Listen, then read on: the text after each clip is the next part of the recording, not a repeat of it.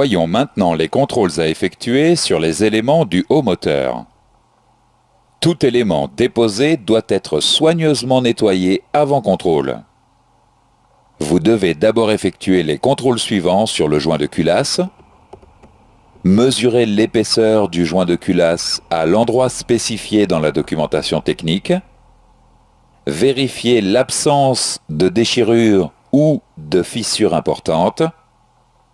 Et enfin, vérifier l'absence de dépôt important de calamine.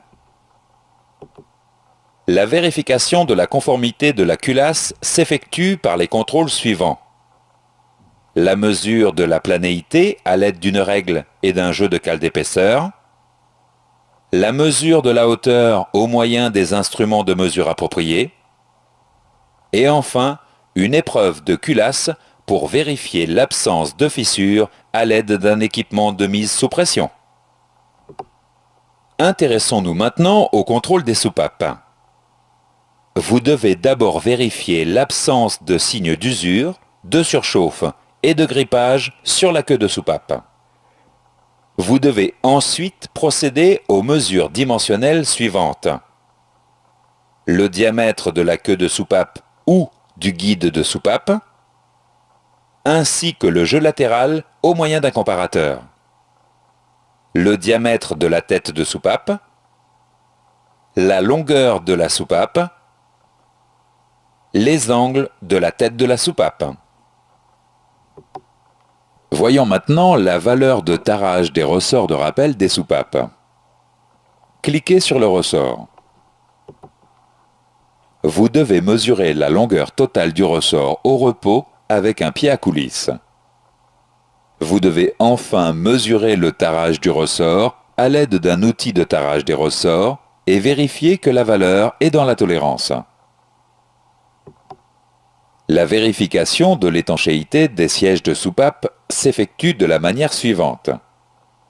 Vous devez d'abord verser le carburant dans la cavité où sont logées les soupapes. Ensuite, vérifiez l'absence de fuite de carburant au niveau des queues de soupape. La mesure du retrait des soupapes se fait à l'aide d'un outillage spécialisé équipé d'un comparateur.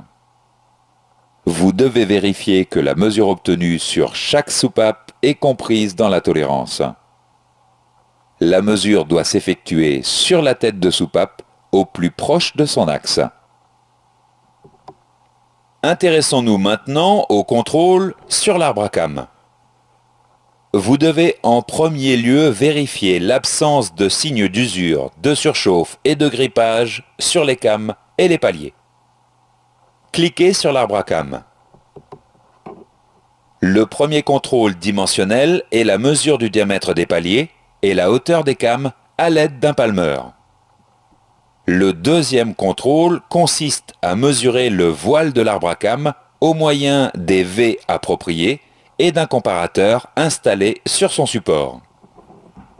Vous devez ensuite mesurer le diamètre interne des paliers de l'arbre à cam. Enfin, vous devez procéder au contrôle du jeu latéral des arbres à cam après les avoir remontés sur la culasse.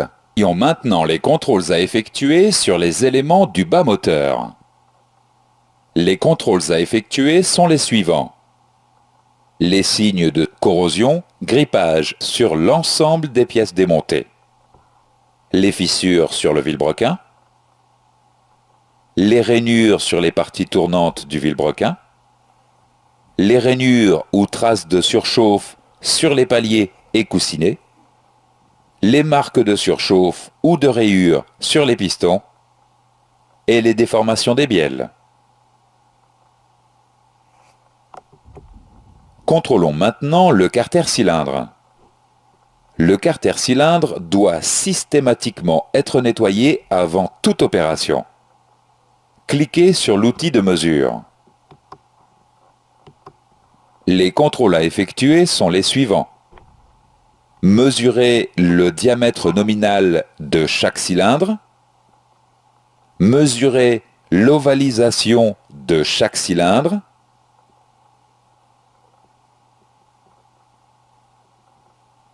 Mesurer la conicité de chaque cylindre.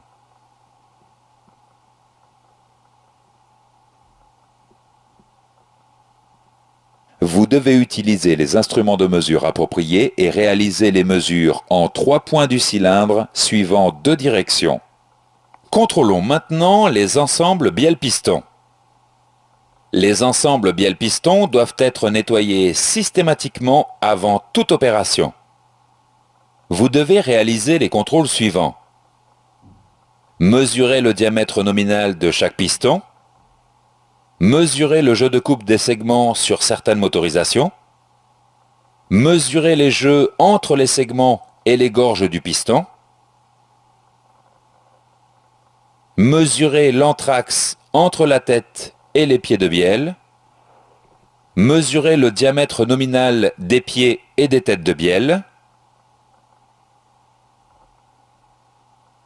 Et mesurer le diamètre extérieur de l'axe du piston ou le diamètre intérieur du trou d'axe de piston. Vous devez utiliser les instruments de mesure appropriés. Contrôlons enfin le vilebrequin. Le vilebrequin doit être nettoyé systématiquement avant toute opération. Cliquez sur chaque instrument de mesure clignotant. Vous devez réaliser les contrôles suivants. Mesurer le diamètre nominal des manetons et des tourillons du vilebrequin.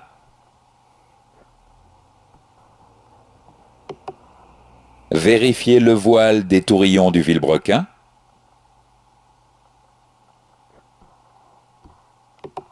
Mesurer la pente des tourillons du vilebrequin.